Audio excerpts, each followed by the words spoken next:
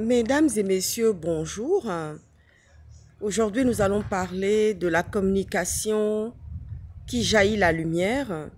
Nous avons connu deux situations gravissimes dans notre pays, deux situations qui nous ont alertés, qui nous ont tous alertés, qui nous ont tous mis hors de nous et à l'extérieur justement, pour pouvoir combattre, pour pouvoir demander des explications au président Panthère qui a été élu à 94%. Je reviens encore vers vous aujourd'hui, c'est pour parler de la non-verbalisation du président Panthère du Gabon qui n'a jamais verbalisé quoi que ce soit, de ces deux situations gravissimes que nous avons connues. Nous avons eu la situation des îles Mbagné, donc Cocotier et Konga. Nous avons juste eu un silence mortifère. Il y a eu un silence mortifère suite à la situation gravissime que nous avons eue en premier dans notre pays, qui sont les îles Mbagné, Cocotier et Konga.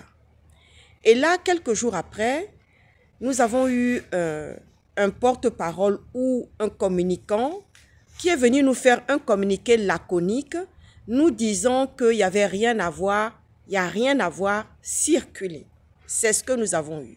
Mais nous n'avons jamais eu la parole du président Panthère et de l'enfant chéri d'eux. Vous voyez ce que je veux dire?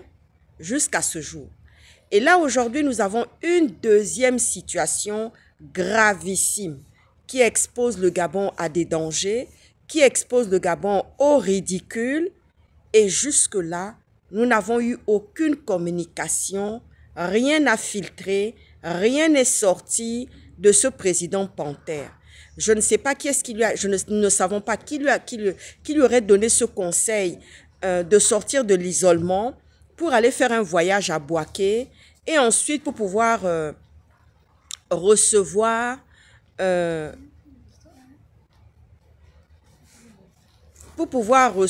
justement des conseils en matière de communication. Vous voyez ce que je veux dire, non? Donc, nous avons vu seulement le couple présidentiel et son épouse désabusée sortir pour faire un voyage à Bouaké. Alors, je pense que les conseillers se sont arrangés pour dire, Monsieur le Président, ne restez pas dans l'isolement, il faut vraiment sortir de cette situation. Et c'est ce qui s'est réellement passé parce que justement, ils sont sortis de cet isolement dans lequel ils s'étaient vautrés par rapport à la situation de nazis. Vous voyez ce que je veux dire? Et j'avais toujours dit que le président Panthère du Gabon avait du mal à verbaliser. Est-ce que vous voyez un peu ce que je veux dire? J'avais toujours dit que le président Panthère avait du mal à verbaliser par rapport à la parole. Et j'avais demandé qu'il aille consulter. Parce qu'il y a cette problématique-là sur beaucoup d'hommes gabonais qui ne savent pas que la communication et la parole jaillit la lumière. Donc, je viens aujourd'hui pour vous entretenir de ce sujet, pour dire que nous avons eu deux situations gravissimes dans le pays, mais nous n'avons jamais entendu la parole, le sacro-saint de la parole du soi-disant chef d'État qui a été élu à 94%. Et aujourd'hui, nous avons deux situations gravissimes dans le pays qui est venu nous frapper et nous n'avons rien entendu. Nous avons vu seulement un manège d'une sortie de l'isolement de ce fameux président Panthère et enfant chéri d'eux avec son épouse qui est désabusée de toutes ces situations-là. En tous les cas, le mariage est un contrat. Et donc, quand il y a des situations comme ça, en général, les gens ne divorcent pas, mais il y a des choses qui se mettent en place dans le foyer. Passons.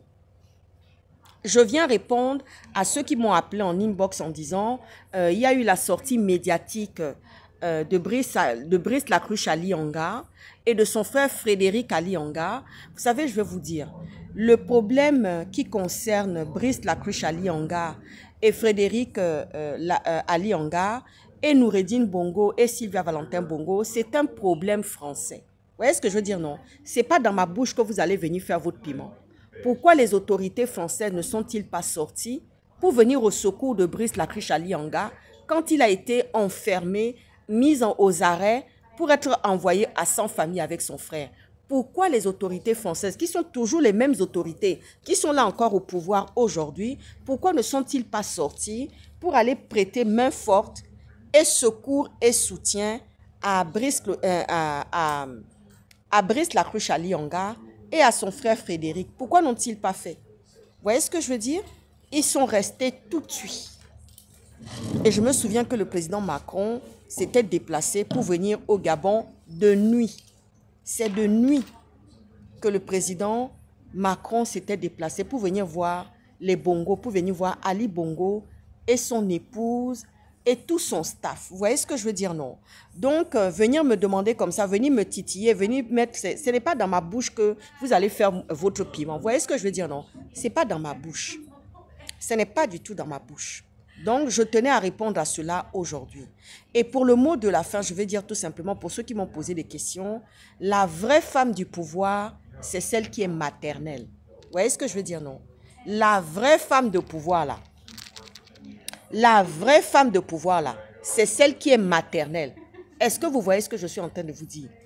La vraie femme de pouvoir, c'est celle qui est maternelle. C'est celle qui se tape la main sur le ventre et qui est maternelle. Je vais vous donner un petit exemple, je vais vous illustrer d'un petit exemple. Vous savez, moi je suis entourée, mes collaborateurs, la plupart de mes collaborateurs, ce sont des hommes. Alors quand certains arrivent comme ça, qu'ils n'ont pas été au coiffeur, je dis, attendez, vous nous avez habitués à être toujours bien présentés. Il me dit, écoutez, ce soir j'y vais justement. Vous voyez ce que je veux dire? Mais si je disais ça à un Gabonais, il va tout de suite penser que je suis en train de le courtiser. Il va tout de suite penser que non, je cherche quelque chose avec lui. Vous voyez, non, c'est de la délicatesse.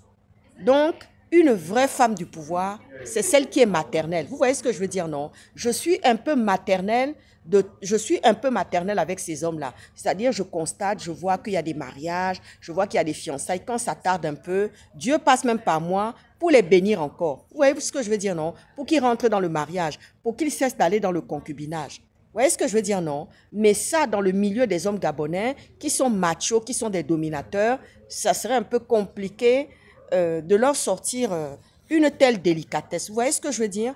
Et ça, c'était le mot de la fin. Je vous souhaite une très bonne soirée et je vous dis à ciao, ciao, à très bientôt.